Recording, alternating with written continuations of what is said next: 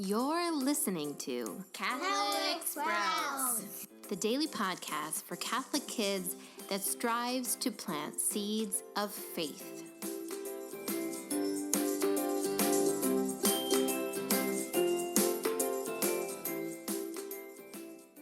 Hey there, Sprouts. Today is Tuesday, May 7th, 2019. This week on the Catholic Sprouts podcast, we are talking about the incredible prayer, image, feast day of the Divine Mercy. Yesterday, we spent time understanding what mercy is and how mercy is love. Love when it encounters suffering, sin, and pain. And therefore, since we are humans and prone to suffering and sin, any love that God sends is an act of mercy. And Jesus dying on the cross is the most profound act of mercy there could ever be. Now, today we are going to talk about the nun who gave us or who delivered to us the Divine Mercy. Saint Faustina was a simple Polish nun. On the surface, she didn't seem to be anything very remarkable. She was from a poor family, she wasn't very well educated, and she wasn't even that incredibly esteemed by her fellow nuns in the convent.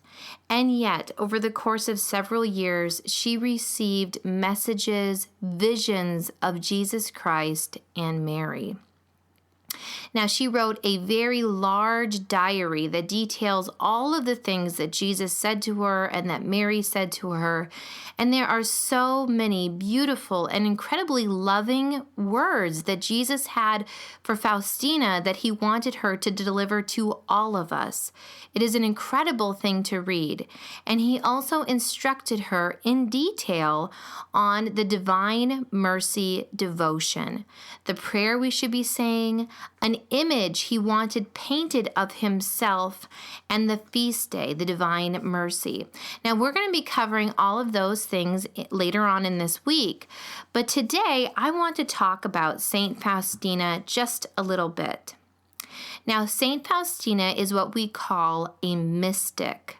There have been several saints throughout history who are mystics.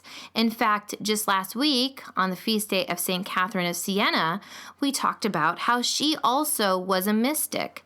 She had visions of Jesus. She had a mystical wedding with Jesus, all sorts of incredible things.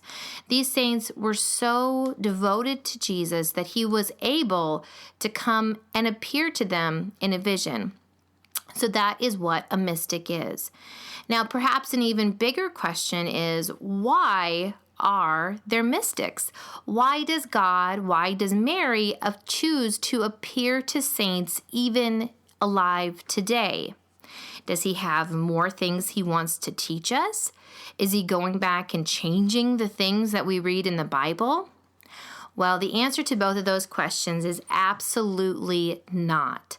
God revealed everything to us 2,000 years ago when Jesus was on earth.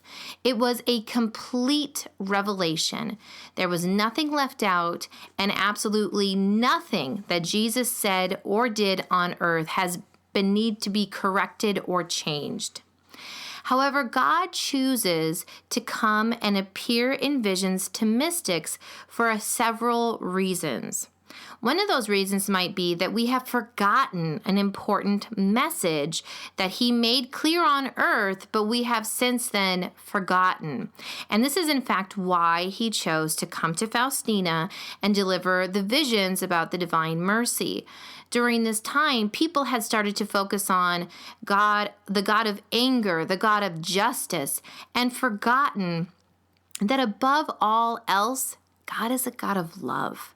And the love he shows to us poor sinners is mercy.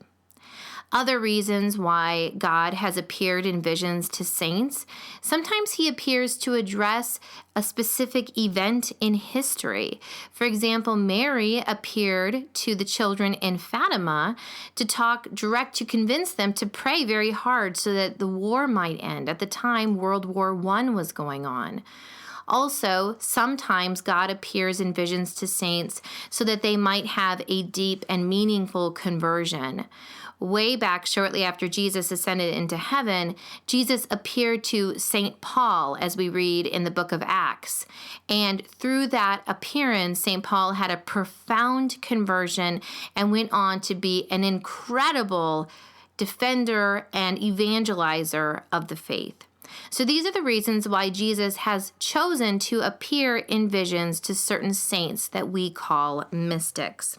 We are reminded that there is nothing new that he has to change about the gospel. There is no new message. It's simply to remind us, to call a certain person to conversion, or to address a certain event that is happening in history at the time. Now, we are going to dig into the Divine Mercy tomorrow, but before that, I have a challenge for you that's going to get you thinking about the very heart of this beautiful devotion. Now, while Jesus was appearing to St. Faustina, he told her to paint an image of him, and on the bottom to write this simple prayer: Jesus, I trust in you. Now, that might seem too short or too simple to be a prayer, but it is a prayer, and perhaps the most powerful prayer there is. Jesus, I trust in you. We're going to talk about this profound trust later in the week, but today I challenge you to simply pray this prayer: Jesus, I trust in you, and try with every fiber of your being to truly, truly mean what you say. That's it for Catholic Sprouts today. We'll be back tomorrow, but until then, continue to grow in your faith and truly sprout into the beautiful creation that God intended you to be.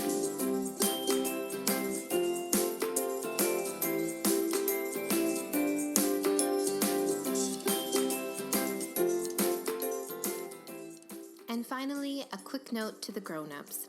First of all, thank you for listening to the Catholic Sprouts podcast.